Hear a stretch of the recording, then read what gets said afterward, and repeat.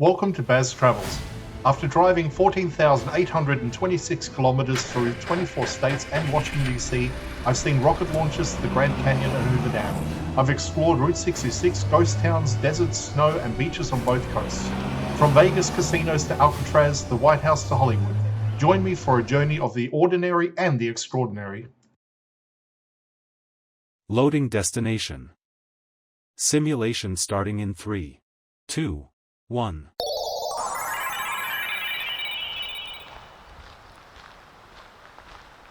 To look around, move your phone or tablet. Click and drag if on a computer or move your head if using a VR headset. Please like and subscribe. Welcome to episode 100. As I step away from the highway, the sound of traffic fades and is replaced by the soft, uneven crunch of snow underfoot. It's early in the day, and the Sierra Nevada feels suspended between two worlds. The rugged granite valleys below and the pure white silence of the Alpine crest above. This stretch of mountain lies just west of Echo Summit, near Sierra-at-Tahoe, one of the region's most popular ski areas, and a reminder that this same landscape which challenges pioneers now draws people here for adventure and escape. The snowpack that blankets everything around me is more than just a winter decoration. It's a lifeblood of California. Each spring, when it melts, this water feeds the American River, then the Sacramento, and eventually the farms and cities of the Central Valley far below.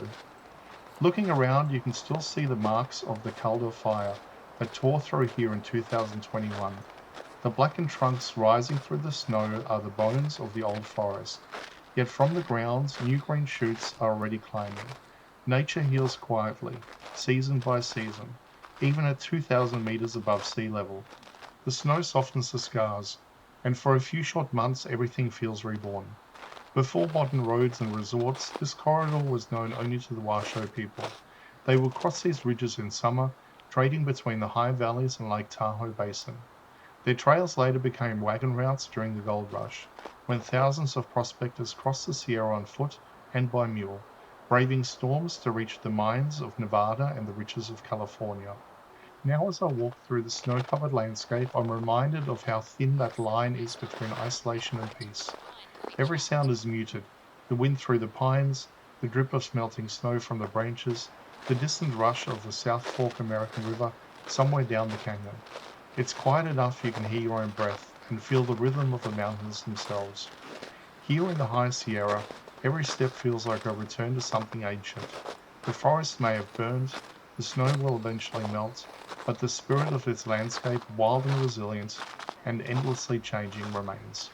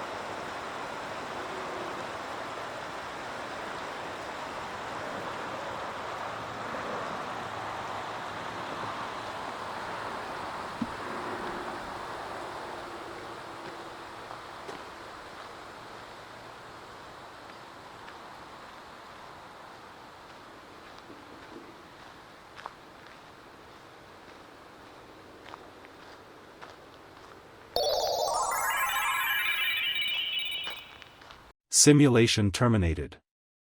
Please comment, like and subscribe.